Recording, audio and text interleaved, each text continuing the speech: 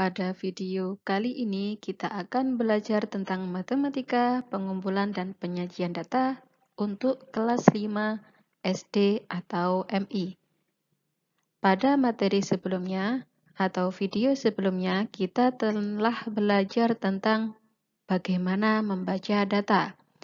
Adapun data yang kita baca pada pertemuan sebelumnya adalah data pada tabel dan juga data yang ada pada diagram gambar.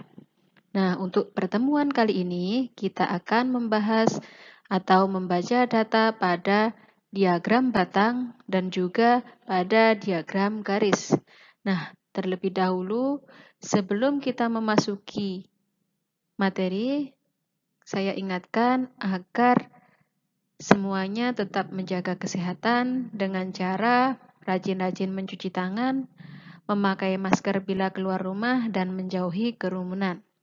Nah, langsung saja kita belajar pada membaca data. Yang pertama adalah membaca data pada diagram batang. Nah, kalian tentunya sudah tahu apa itu diagram batang. Diagram batang adalah diagram yang disajikan dalam bentuk kotak-kotak seperti ini. Nah, ini yang disebut dengan batang. Nah, bagaimana cara membacanya? Kita perhatikan, di sini ada garis mendatar, ini disebut horizontal, dan juga ada yang ke atas, ini disebut garis vertikal. Pada garis bawah, pada garis yang berada di bawah atau horizontal, ini menunjukkan nilai.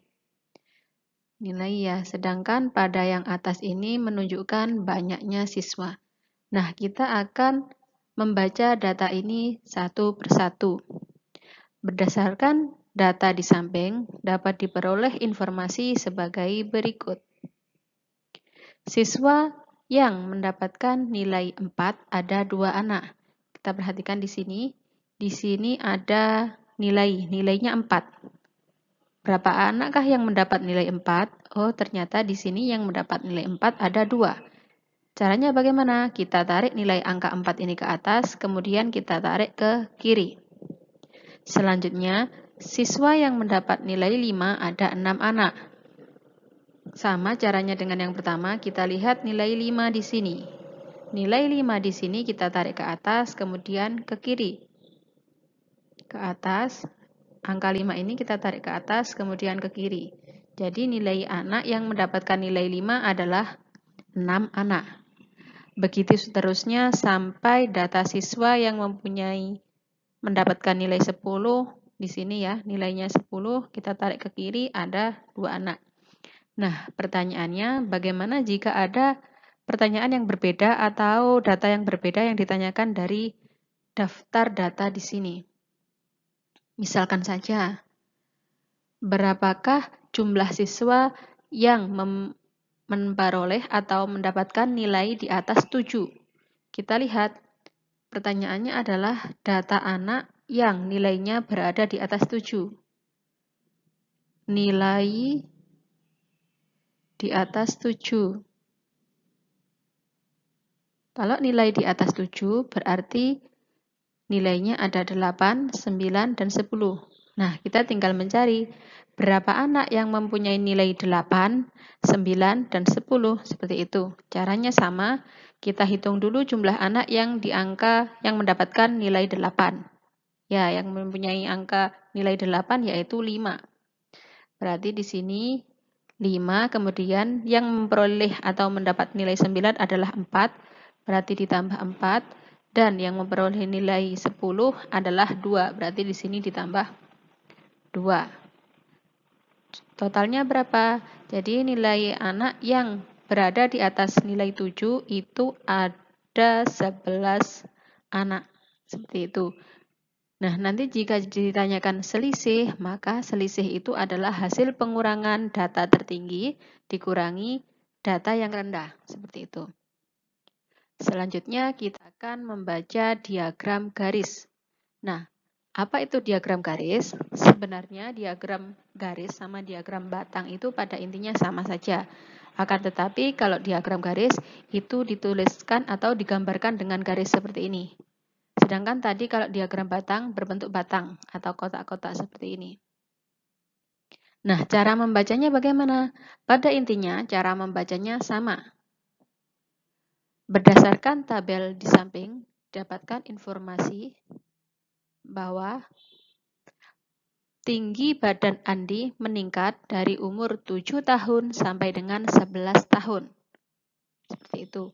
Peningkatan tertinggi ketika, ada salah ketik ya, Andi umur 7 tahun ke umur 8 tahun. Kita lihat di sini peningkatan tertinggi, yaitu antara umur 7 dan 8 tahun. Kita lihat di sini. Pada umur 7 tahun, Andi memiliki atau mempunyai tinggi badan 120. Sedangkan pada usia 8 tahun, Andi memiliki tinggi badan 135. Bagaimana cara menentukan bahwa itu mempunyai peningkatan tertinggi atau tidak? Kita lihat saja garisnya ini. Garisnya ini di sini adalah garis yang paling melonjak atau paling istilahnya paling tegak. Dilihat dari yang lainnya ini agak mendatar ya, agak konstan. Naiknya sedikit-sedikit, sedangkan yang ini naiknya melonjak. Nah, ini merupakan terjadi peningkatan yang sangat tinggi atau tertinggi di antaranya yang lain. Nah, nanti akan muncul lagi pertanyaan, berapakah tinggi badan Andi ketika Andi berusia 10 tahun? Misalkan seperti itu. Ketika Andi berusia 10 tahun ada di sini, berapakah tinggi badannya? Caranya, kita tarik ini ke atas, tinggi badan Andinya, umurnya, kita tarik ke atas, kemudian sama, kita tarik ke samping kiri. Ya, jadi tinggi badan Andi pada usia 10 tahun adalah 145 cm. Seperti itu. Demikian tadi materi membaca data pada data atau diagram batang dan juga diagram garis pada hari ini. Semoga bermanfaat. Terima kasih atas perhatiannya dan sampai jumpa pada video selanjutnya.